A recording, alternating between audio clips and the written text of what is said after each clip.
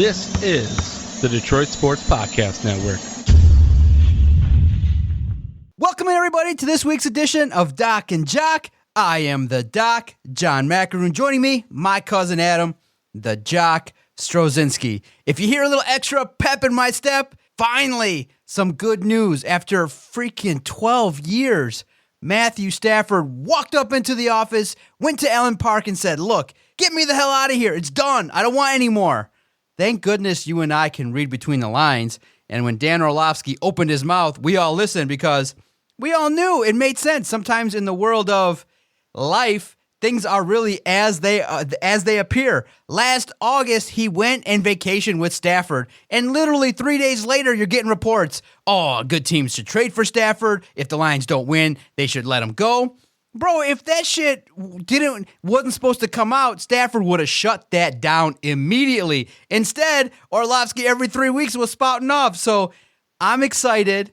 I thought that even though I was tired that Saturday, it's a busy day for me. When that dropped, there wasn't a happier guy in Motown than the Doc. I was so excited. Finally, this, whatever it was, however we're going to categorize it, is over.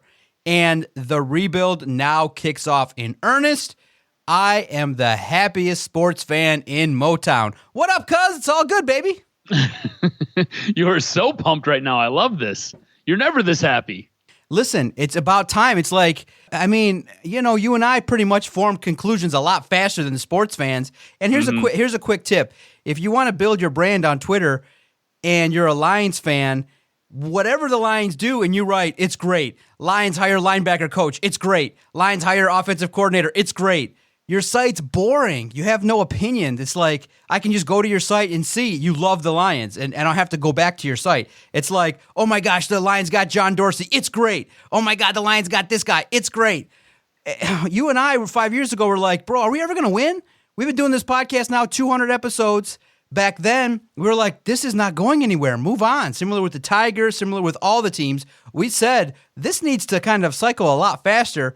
The world of sports doesn't take a dozen years to figure out a quarterback's not going to win. You and I were like, when's this going to end? And everyone's like, no, it's going to happen. I literally enjoyed going through old tweets and recycling them and telling everybody, I asked for Stafford's money back. I've written 25 articles trying to trade him. I've moved on. I've brought in every single backup quarterback but Stafford. And I've been on appearances with other people on podcasts saying, what do you guys see in this? This isn't going to end in nothing. And finally, the one man who had the power, who should have did it probably 3 years ago, 4 years ago when he signed the extension, Matthew Stafford rolled up in there and said, your organization's whack, get me out of here. He did that to you. Remember that. The organization wasn't going to trade him. He did that. I think this is the one thing. Me and you were talking about this. I think it was at least 2 years ago, maybe 3 years ago, about somehow moving on from him. And the problem was he had just signed that massive extension, so you weren't going to be able to. But when this news broke on Saturday, I was so pumped. I was the most excited I've been as a Lions fan since they beat the Chargers on Christmas Eve to go and play in the playoffs that one year. I think it was 1994. It was probably, I think 2004, not 1994. I think it was 2004, whatever. It was a while ago. Anyways, I was pumped, man. And I think I text messaged you. Maybe I text messaged B, but I said that I respected this guy more in this one moment than I ever have in the length of his 12-year career as a Detroit Lions quarterback. I finally have some respect for this guy. He grew some balls, and he took his own legacy into his own hands and said, you know what? I'm done here. Trade me. Your organization is way too dysfunctional. I need to get out of here. I want to get out of here. I have to go. And I applaud him. I'm excited. This is the one thing this is why I think Matt Stafford held a lot of people back and held this team back. I don't think Matt Stafford, he was always the good little soldier. He was never a guy to really rock the boat, never really went to management and had an opinion, never went to the head coach's office and really said, hey, we got to do this. We've got to try this. It was always, yes, sir. Yes, sir. Yes, sir. What can I do? Yes, sir. Yes, sir. Let's have a conversation about it. Okay, let's talk about it. And then they would talk about it, and he would never really be a guy who was vociferous with any type of demand or ask or want to help make this team better. he was always like, if you guys see fit, if you guys see fit. Finally, this guy gets it. And he's like, you know what? Screw this organization. Screw everybody at the top. I want my offensive coordinator. You're not bringing him back. Well, then I'm out. Somebody trade me. I don't care. Trade me someplace. And I applaud it, and I'm excited. And you know what? Let the rebuild begin. Also, this is something that we haven't talked about, and I don't know, it's not even on the show sheet. I think the fact that he went to management and told them, hey, I want out. And then management went around and basically everybody they interviewed let them know, like, hey, he wants out. Are you okay with taking this position? I think that's a large part in why a lot of these guys said no. And I think it's part of the reason why you ended up with who you ended up with. Now, I'm not saying it's a bad thing, because Brad Holmes, I'm excited for. I'm so on board with Brad Holmes. Dan Campbell, the way he's hiring his staff has really got me to kind of come around a little bit. But you and I were talking, we both wanted Robert Saleh. We both wanted Dodds. And I think this is kind of where maybe this might have got leaked a little bit. Saleh ends up going to the Jets, and he's like, I got my quarterback. Sam Darnold's my quarterback. We're going to roll with Sam Darnold. And Dodds is like, yeah, I'm good. I'm just going to go back to the Colts. And you don't think Dodds goes back to the Colts and he's like, hey, I got our quarterback. I got the guy. It's Matt Stafford. He wants out of Detroit. We can bring a Super Bowl here. You don't think that happens? You don't think that's part of where this maybe got leaked? Everybody who interviewed for this position basically knew. I think there's a good possibility, and there's a strong likelihood that maybe that squeaky wheel might have been Ed Dodds over there in Indianapolis. I mean, what do you think about that? When we talk about landing spots, if you're of the opinion that you're going to root for the man and you want him to be successful, I think he needs to stay in the NFC, because what will end up happening, because my eyes don't lie and I can see what I'm watching, he will end up always being second fiddle to Patrick Mahomes. That team is legit. They didn't spend $500 million to only get 2 Super Bowls. Trust me. You go to Denver, he ends up in Indianapolis. It'll end up being the sad story where he always gets right there to the promised land a couple times. He'll get to the AFC title game, and who will be there across from him? It'll be Patrick Mahomes to squash him. And so if you're Stafford, you got to say, okay, send me out west to the Niners. If it's Dallas, if I want to go where someone I know, the best scenario where he can get to the big game is Washington. You got yourself a young defense that's emerging, Chase Young. You got a coach that's really a tough-nosed football guy that will run the football. The Washington football team will really potentially take off in the next few years. You go there, reunite with new GM Martin Mayhew. You have an opportunity to go to San Francisco, have a fresh offensive scheme. If he goes to the AFC, I see heartbreak for the man. But, hey, at this point in time, I don't care. We'll cover it. But he's gone. He ain't a Lion. Good riddance. Bye-bye. I care about the Lions. I'm not doing a Stafford nostalgia tour. I didn't cry one tear. I sat there and was like, okay, you sacrificed your body. You did what you did. But in return, you got compensated $27 million of the Lions fan base money.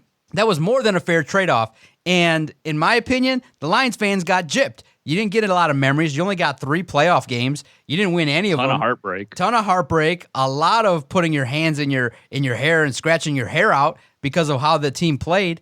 And is it all his fault? No. Nobody said that. But bottom line, at some point, you know, if you were in tears, I feel bad for you, because the man cashed huge checks. He put his house for sale a couple times now. That story was weird in that people recycled that story again. He listed it and then took it off the market and relisted it. What, do you think he was going to stay in Michigan? Come on, guys. Half the team's on vacation if you follow Instagram. Trey Flowers is in Costa Rica. Jelani Tavai's in Hawaii.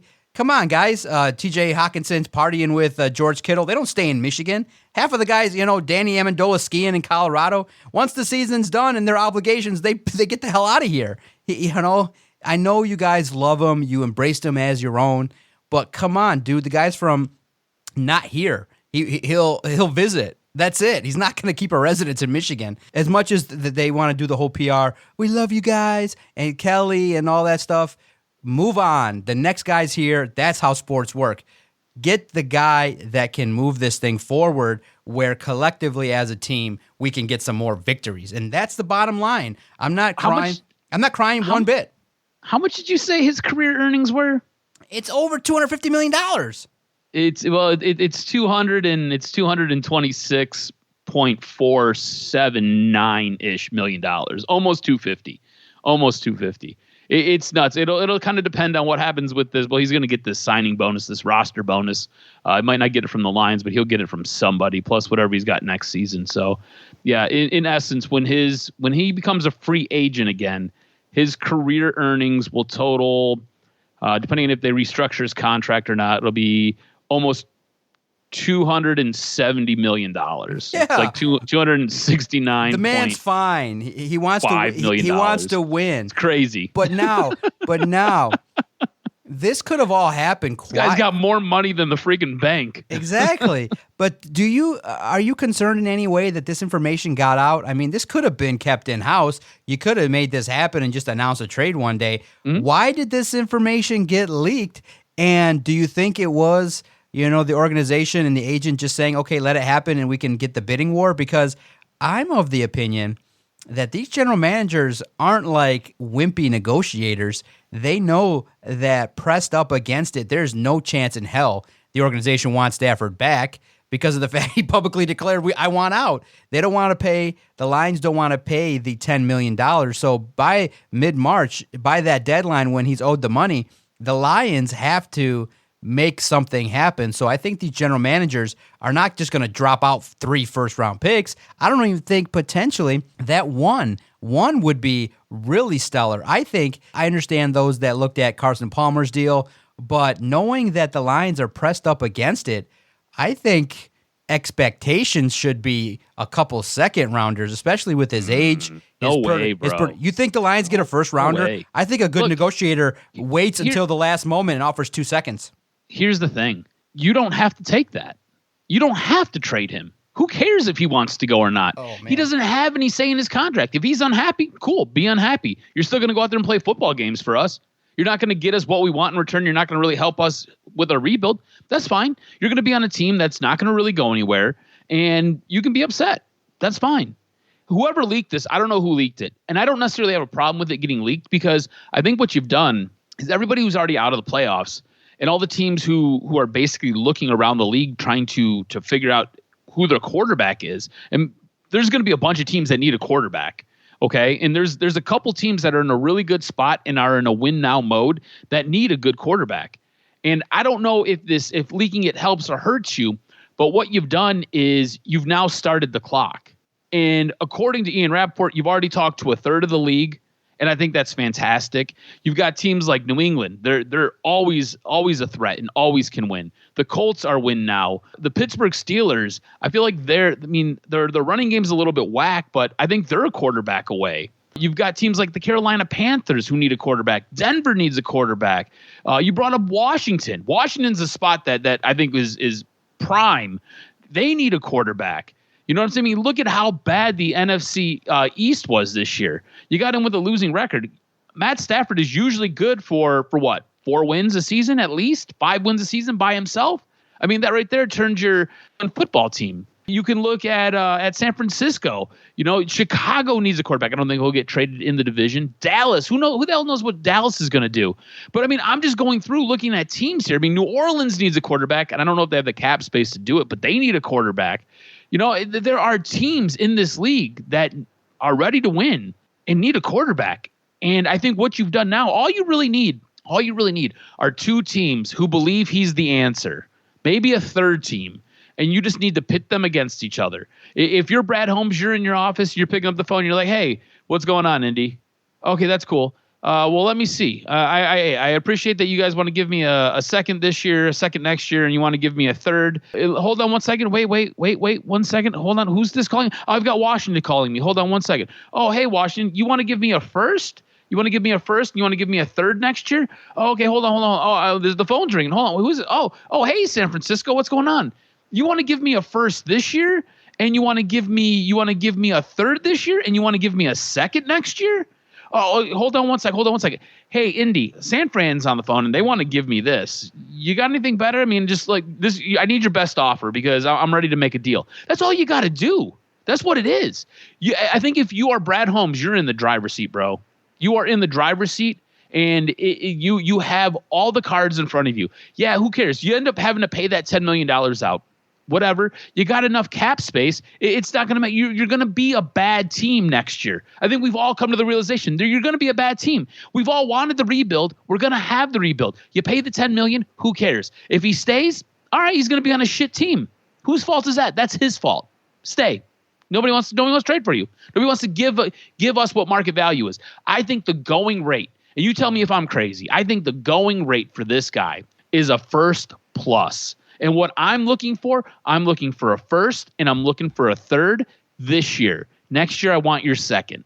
Okay. I think that... Am I crazy? No, Am I crazy? No. The asking price versus what they could get, of course, they're going to start with a first-round pick. I think that's what's been thrown out there. Yeah. I just think a general manager can wait it out, and all the others can just wait it out, and they can force the Lions' hand. But I do think that the Carson Palmer deal is definitely respectable. It's one of those where you can start there and say, okay, Stafford's definitely better than Carson Palmer. It only takes one team that just really wants it. And I would assume that I believe that a third of the league will give him a call and say, hey, Stafford is the quarterback. There's nobody else. I mean, it's like Stafford and Fitzpatrick and Tyrod Taylor. The drop-off is so bad that a team has to believe that if the reports are true and the national media and the other teams in the league have this high fondness for Matthew Stafford's skills, I think a deal will get done. Probably it'll take time. I don't envision that it will take place right away. I think it'll happen in the next 4 to 5 weeks, and I can't wait to see it. I'm excited for the man. I think that it's a great opportunity. Now, my next plan would be, now that you have Anthony Lynn, I've thrown it out there. I think the belief should be that obviously he's going to want to work with somebody that he's familiar with. So you get Tyrod Taylor and you draft a young quarterback, and you need that bridge quarterback. I don't envision Chase Daniel being on this team. You cut him, you move forward. His film, I don't know what on earth Bob Quinn saw, and nobody knows what he saw to bring him here. He was good in the room. I mean, okay. I don't understand. I think it's done. You saw what he did. There's no way he comes back.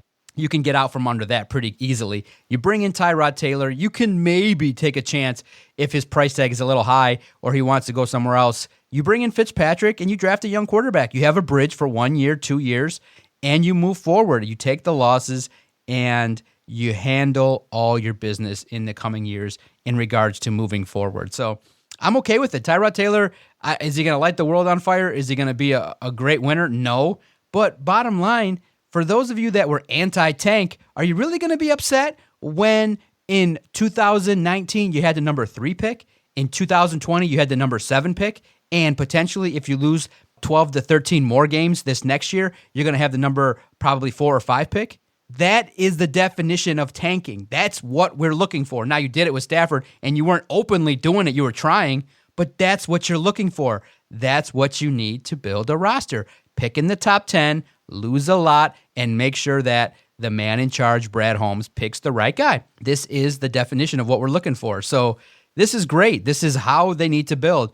Unfortunately, it's going to be tougher, in regards to plugging all the holes in the next 12 months. It's going to be brutal in terms of the wins and the losses, but good times are ahead. It's going to be starting in 2022.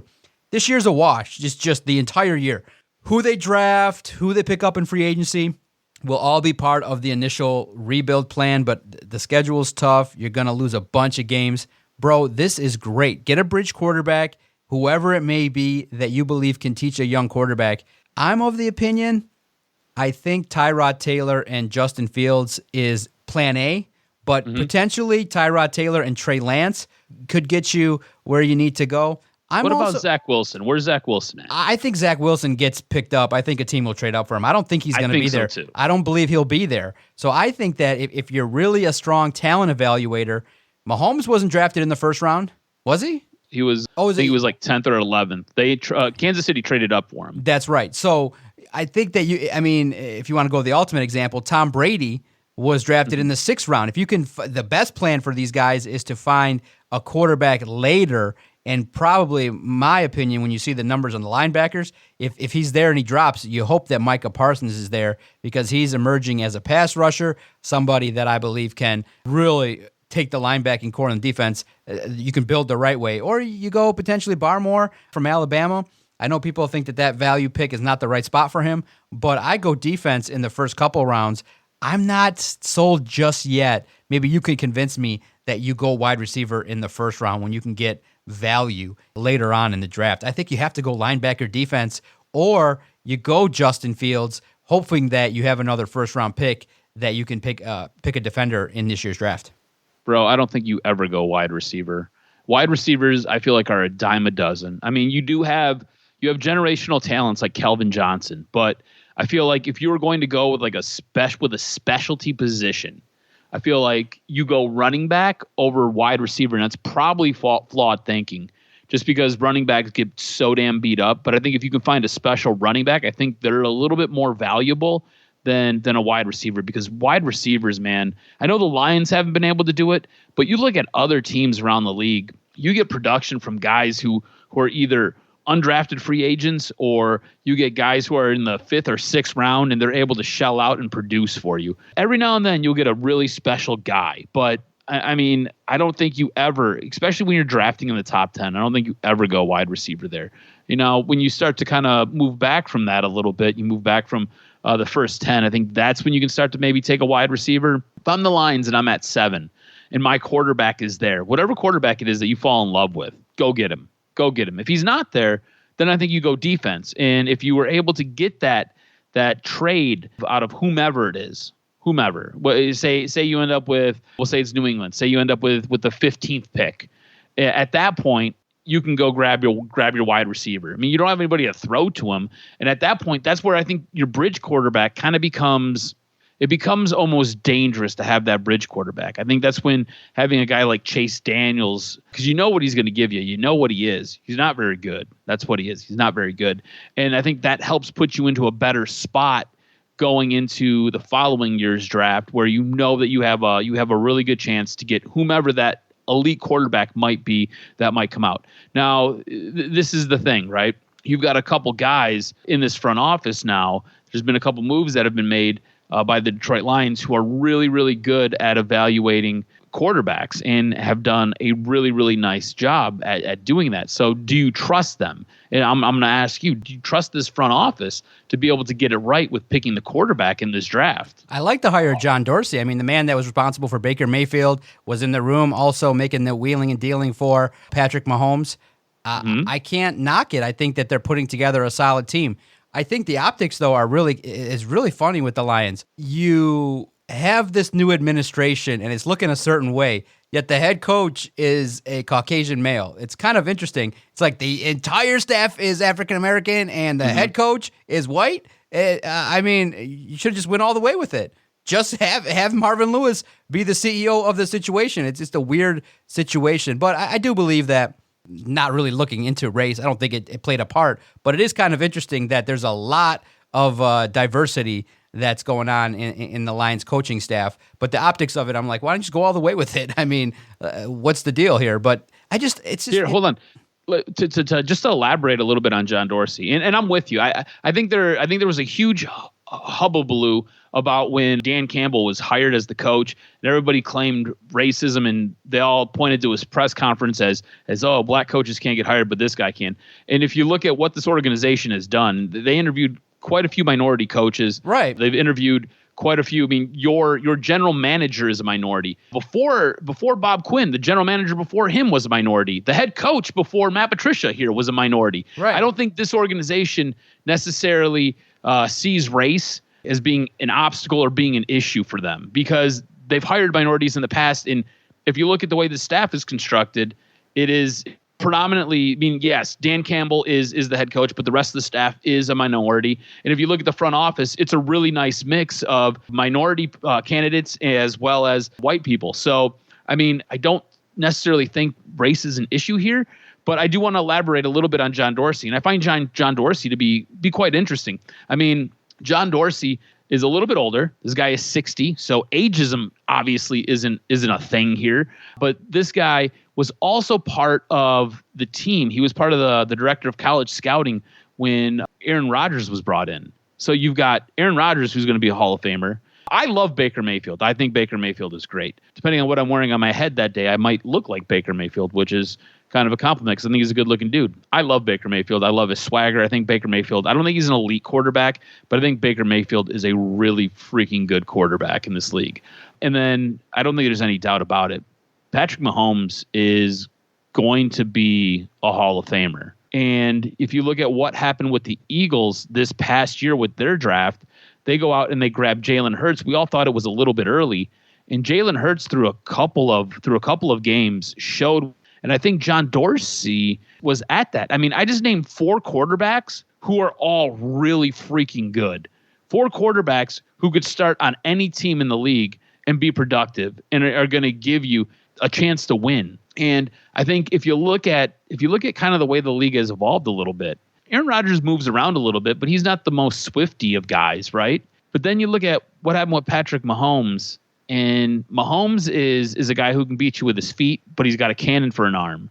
And then you look at Baker Mayfield. Baker Mayfield's the same way. He's kind of a shifty guy. He's not going to really burn you and beat you with a 40 time, but he's a guy who can move out of the pocket. And really and truly, his most successful throws are on play action or rollout passes. So they either have him faking a handoff to a running back and basically curling out to the side and hitting somebody either in the flat or hitting somebody downfield, or they've got him moving around in that pocket and stepping up to make a throw. To Jalen Hurts, who is a legit dual threat quarterback who can beat you with his feet or beat you with his legs. So I think what you have here is you've got a guy who's a little bit older, doesn't really believe in analytics, but trusts what he sees and trusts what he knows, and has evolved as the game has evolved, which I love to see. I love what this front office is doing. I don't like who they have to report to, and I don't necessarily like the hierarchy of all of it because I don't understand it, and there's not a lot of transparency there with the hierarchy of it all because Rod Wood's involved.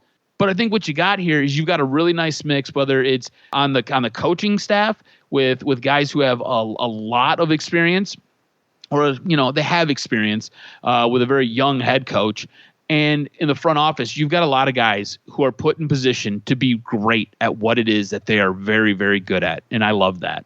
Yeah, maybe I'm crazy. No. I think that this front office, in the name, it was fascinating because I did take in a lot of the Robert Saleh pressers, all his media hits. I listened to them all. And it has been now something that the league is starting to go towards, which is, because it was a great question. And I'll say this, too. I'm not going to sugarcoat it. The New York lady that ran her presser with Saleh was much better than the Lions. I mean, she said openly, please state your name and your affiliation and who your question's towards. It ran smooth. It was a lot better. It was Robert Saleh, the general manager, and the owner. There was no special butt-kissing media portion where the 5 guys that you love get to ask the prime questions that nobody cares about. It was open to everybody. She just went and said, hey, type in your name, tell these guys who you're from, ask your questions. And boy, it sure ran pretty smooth. I like that, the 30 minutes that I got to listen to, as opposed to, we have select media that surely have some brown-ass noses that want to share their thoughts and opinions that don't mean anything. But that's here nor there. But I did listen to the way in which Saleh talked about it, because somebody asked, okay, who reports to who?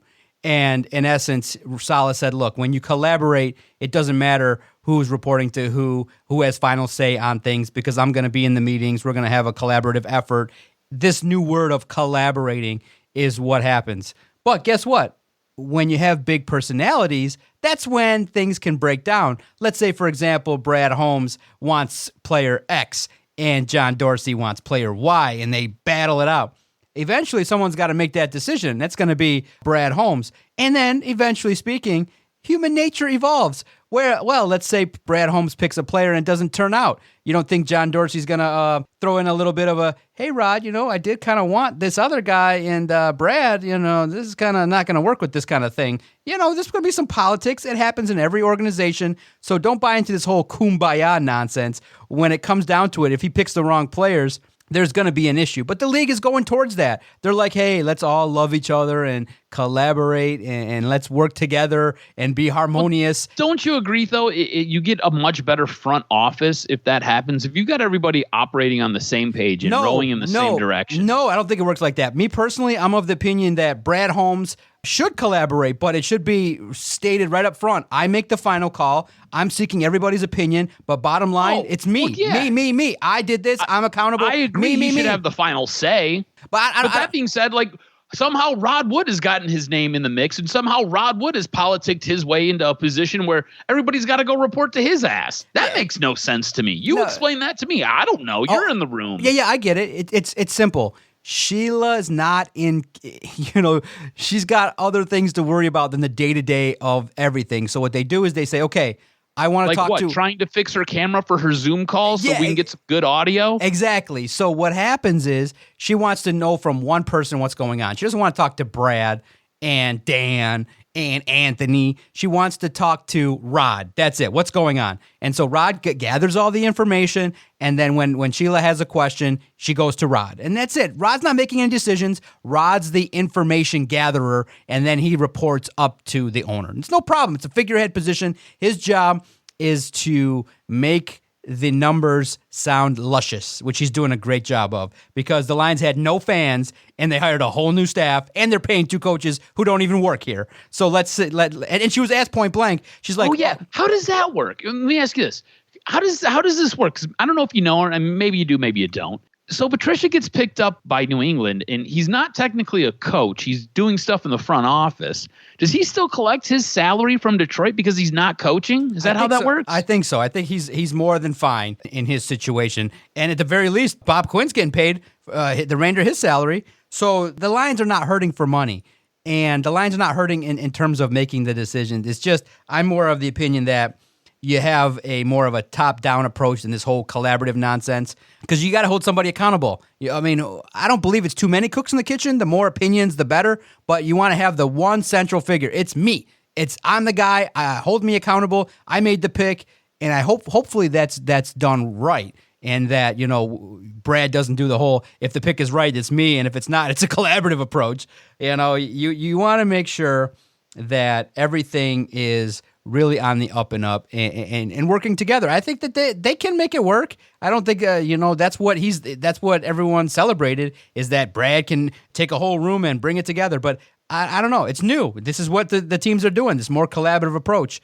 I'm more of the top-down mindset, similar to Bob Quinn. Like, why would Bob Quinn want to talk to Rod Wood? I mean, seriously, I could see him going, I'll check in with you every 2 weeks. Leave me alone. Let me stay in my office. Why would he want to check in regularly with Rod Wood? Rod's like, I need to know. And Bob's like, oh God, I don't want to talk to him. I just want to make bad draft picks. But it's new, and I can't knock it. It's been said. Robert Saleh's in that same position. He's got to report to the general manager, and he's got to work in lockstep with the owner. So it's a new way of thinking. Collaboration. I understand it. We'll see how it goes and how it works with the Detroit Lions. Now, a couple things I do want to touch on in our last 10 minutes here. Some good news for friends of the podcast. Jim Costa, it was reported officially on Wednesday morning. It's pretty obvious when he says I'm going home. Everybody knew that Jim had interned at the Ticket. He had a position at a Grand Rapids station, which you produced, a wonderful show. I thought that was at its zenith when you were producing with Fongers and Drew and Jim. It was a good show. Definitely great radio show, one that you could tune into. So Jim getting an opportunity at the Ticket is great. It's not like the Jim Costa show. He's going to have a regular spot, though, and evenings and weekends and fill-ins. So he's going to be prominent. He's going to be on the air. I think the show will be great. I think that he'll bring a unique perspective. And I think when you give a guy like that with that talent a microphone and have him do his thing, I think it's a nice, wonderful addition. And we'll be tuning in. Definitely, I think that I like the fact that the Ticket, I know other people is like, oh, there needs to be more voices. But bottom line, there's one sports station. They got all the sports. They got everything you need. And they brought home a guy that's been loyal to them. And I think he'll do a great job. I think the show will be great. It'll be informative. And what better time now in a rebuilding era for Detroit sports to have a new young talent? That's what they needed, a guy with experience, new young talent, and I think somebody that's worthy of the position. Yeah, no, I agree, man. Look, I'm excited for him.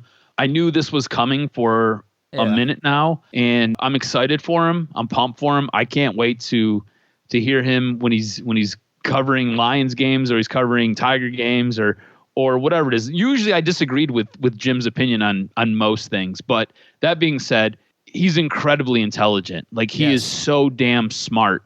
So he will have a completely different opinion than everybody else in the room, but he'll do such a eloquent way of explaining it to you and making you understand what he's saying. Doesn't mean you're going to necessarily agree with what he's saying, but he is so damn smart. And honestly, I'm excited for the guy. I think it's awesome that he gets to go back and he's excited, which I think is great. I mean, I think he's going to end up taking over that Jeff Rieger role. You know how Rieger was basically part of everything, weekends, the pre and post game shows, the number one filling guy. I think that's going to kind of be his role.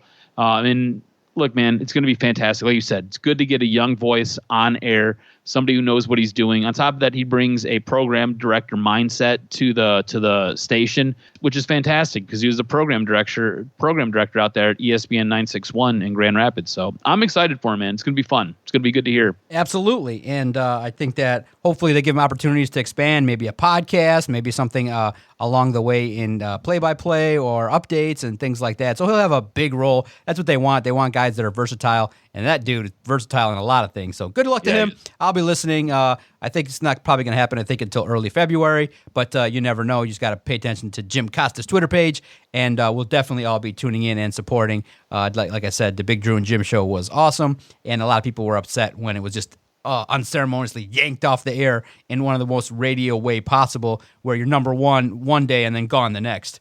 So good luck to Jim. Full support from DSP. And Drew, if you're listening, still haven't gotten my free supply yet, man. Come on, man. It's not. I was really disappointed. I thought that we'd be getting some samples, some talks about, hey, review this. That's okay. We won't, go too much more into that. But if you do know what Drew's into, you will laugh along with us. And now, cuz the world of sports has had a seismic shift.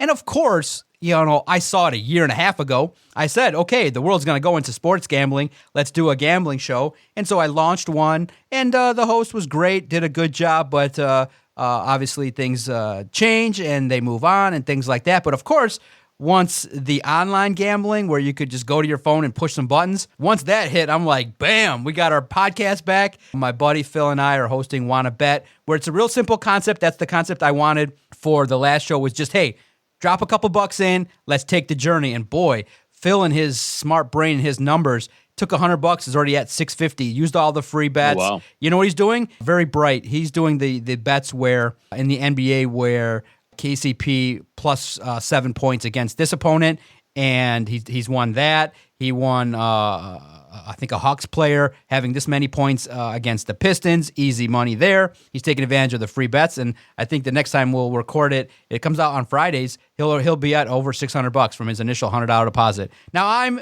down initially because I was stupidly believing the hype in Conor McGregor. If you beat someone once, you could beat him again, but I'm working my way back. I got a Pistons bet at plus 6.5. I'm liking it.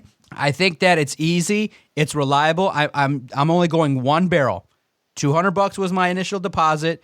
If I roll it up to $1 million or lose it all, I'm not. That's my limit. Whatever I do with it, I'll take Phil's advice on the gambling. I love seeing it. I do think it was a bit much, and maybe we played into it a little bit, but it's fun to talk about because we all talk about who's going to win. To add the gambling to it, I'm agreeable to it. But like I said in the Wanna Bet podcast with Phil, please don't mortgage the future. Please don't take your entire check. Don't take food off your kid's plate to bet on the Pistons. And I'll say this as we're recording. I seen friend of the podcast, Justin Rose, throw out a parlay that I thought was ridiculous. You know why? It included the Pistons winning against the Cavs. And right now, as we speak, the Pistons are down 4 in the first quarter. I think it's hard to bet the Detroit teams to win.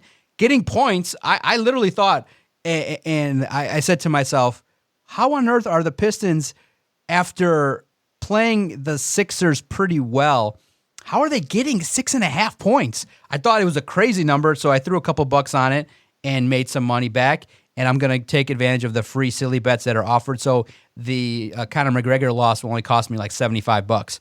So I'm good. I'm going to get back in the winning column sooner rather than later. But this gambling thing is sweet. I think it's just I think it makes sports a lot more interesting. I definitely have watched a lot more Wings games. I had an inclination, maybe I'd throw money on the Wings, but I don't get a good vibe. I get a lot better vibe and read on the gambling with the Pistons. Hockey is just crazy. I would have potentially bet them to lose against Dallas. I didn't, but you could make a killing if you just throw $20 a game money line on the opponents of the Wings and the Pistons. I think you're going to come out ahead quite a bit on the safe side. Well, yeah. Well, both these teams are going through their rebuilds right now, and neither one of them are really in a good spot to really win anything. So no, I think that if you're giving gambling advice, I think that's a good little tidbit, nice little nugget for everybody. And the other one too, the other quick one is stay away from the parlays. You guys are not smart enough to get one game right. You're trying to pick 3. Get the fuck out of here. That's the secret. That's the casino's dream. I love, I brought it up on the podcast. I love where people are going, how can the casinos give away all these free bets? Bro, they're giving you a taste. And if you're into that vernacular, they're giving you a little sample, little taste, little something. You know what I mean? They get you in the door, give you a sample. Then when you're hooked on it, you got to come back and drop the money. Most people don't take the money out. They take the free bets, win a couple $100, and they bet it back. So, you ever hear of a comp? I mean, I thought that was the stupidest question ever made. How do these casinos make money giving away $100? Think about it. Their budget was to give away $5 million because they're going to make back 25. Come on, guys. They lured you in. They want the acquisition. That was included in their budget. It's not rocket science. They said, okay, how much does it cost to get these players on our site? It's going to cost $5 million in all these bets. Perfect. That's the perfect amount. And within moments, 9 books all had thousands of players dropping $100 minimum on there. So, of course, they want you to feel the... Okay, listen, I'm a psychologist, so I can lay it all down for you guys succinctly in one sentence. They give you a free bet where you win $50. Pistons will make 1-3. You get the feeling of winning. Oh, that feeling is good. And then you're like, oh, I'm a legend. I can make another bet. And then you start making stupid parlay bets where you try to take $20 and win $300. You make 4 of those in a week, you blew your bankroll. So come on, guys. Play smart. None of you are professional. Do it for fun. But these guys want their teeth into you. They want your credit card. They want your numbers. They want your info. Don't be dumb and drop thousands upon thousands. Make a simple donation, save up a couple $100, put it in there, and bet $15 at a time. And you can play for a year on $200 with easy bets. Bet the money line that the Lakers are going to beat the Pistons. You'll bet $15 to win 3. But you do that, 3 times, 5 times a week, you're in good shape. I mean, I think that's pretty good advice. I really do from you. So I look, I'm excited about the gambling. I think it's great. This past weekend was one of those fantastic weekends where you had so much cool stuff going on that you could bet on. And it's one of those things where feel free to take advantage of it. But like you said, you got to be smart about it. Don't be dumb. Don't bet your mortgage payment. Don't bet your kids' tuition. If you got a couple extra bucks laying around, bet that. Throw be it in there. responsible with it. Exactly. Did you sign up for an account yet? I have not. I was actually after we got done with the podcast, I was thinking about doing it. I do have a DraftKings? I've got a DraftKings account, and I did some of the daily fantasy stuff, and I did like the best ball stuff, and I've won some money doing that. Nothing where I can really write home about it. Yeah. But I have won some money doing those things. So I can share because I think I shared it on the other podcast. So I didn't realize that the Sportsbook and the DraftKings Daily Fantasy was a different site. So I made the deposit into the wrong account. So I gotta wait 3 weeks to get my initial $250 back because I dropped $250 on the DraftKings fantasy site. I'm like, where are the bets? And I'm looking and I'm like, oh, come on. Get out of here with that. It's 2 different accounts. Get out. They should just be unified. So I'll get it. And then the $250 I got in the DraftKings account in the sports. So what you're telling me is I can't use my, I think I've got like $25. No, yeah, you got to cash it out. Yeah, exactly. You can't try it to see if I'm wrong, but yeah, it's a different app. It's the DraftKings Sportsbook app. Did you try the Barstool app at all? No, or the FanDuels? No. I like the DraftKings. That's the one Phil rolled with, and it's super easy, push button, easy. When you hit 2 bets, the parlay shows up. Because I tried to roll with Green Bay and Kansas City, a 2-team parlay with one of the free bets they offered. It didn't hit, so I'm thankful. I would have bet on Green Bay. I took Kansas City on the money line separately, so inching my way back from the Conor McGregor loss. Yeah, it's fun. Just keep the bets $25 or less. Take the odds when you can. I was definitely surprised. Tampa. Phil said don't count on Tom Brady. I was definitely surprised that Green Bay didn't light him up. But that's how it goes, man. But definitely pay attention. It's good. There's a lot of information out there. And look, can we talk about that real quick? Can we talk about that game, that Tampa Bay game? That was crazy. So, don't count on Tom Brady, and I think that was pretty good, pretty accurate. Don't ever count Tom Brady. That second half looked like he was a pumpkin. All of a sudden, the clock struck midnight at halftime, and this guy turned into a pumpkin and a turnover machine. I was talking to my stepdad today, and he's super excited. He loves Tom Brady. Tom Brady's his dude, right? So all of a sudden, he's a Tampa Bay fan. He went from being a New England fan to being a Tampa Bay fan. He's one of those. And he was like, I think Tom Brady's going to win another one. And I'm just kind of like, bro, you realize that this man has to go up against, and he's basically got to match one of the quickest and most explosive offenses in the league. On top of it, that defense isn't too shabby. I don't know if Tom Brady can get it done one more time, especially after that performance he showed in the NFC Championship game, where he lit it up for the first half. He looked great the first half. That second half, I don't know. They took out Tom Brady and they put in Eli Manning, and next thing you know, this guy's throwing ducks and interceptions. And look, I think if Green Bay would have had 5, maybe 10 more minutes, they would have won that game. They could have at least tied it, got it to overtime. I think they would have won in overtime. But, you had a head coach who took the ball out of his best player's hand and didn't believe the other team's arguably best player could do what he had to do, and ended up losing. So, but I don't know if this man has one more in him, because he turned into a pumpkin after halftime. It'll be a fun game. We'll break it all down next week. We'll see how it evolves. Pay attention, too. Tampa's got a real shot. Some key injuries suffered to the line of the Chiefs. So this could be something where Brady rolls off into the sunset with a late victory. So I'm going to definitely play research and learn and learn about what Buccaneers bring to the table. A real solid defense. It's going to be awesome to see if Tom Brady can defeat Patrick Mahomes. Man, the Chiefs, man, what more can you say? What a team. What a collection of talent they got back there, and it's absolutely awesome. Awesome to see what this big game matchup is going to look like. So I'm excited. It's going to be a fun opportunity. Not sure yet where I'm going to go if I do lay down any bets. I got a free one in there from DraftKings. Just if one touchdown scored, get some money back. So that's awesome. So I get an opportunity to enjoy the game, maybe just sit back, and I'm not going to do too much crazy things. But gambling's here to stay. I'm excited for it.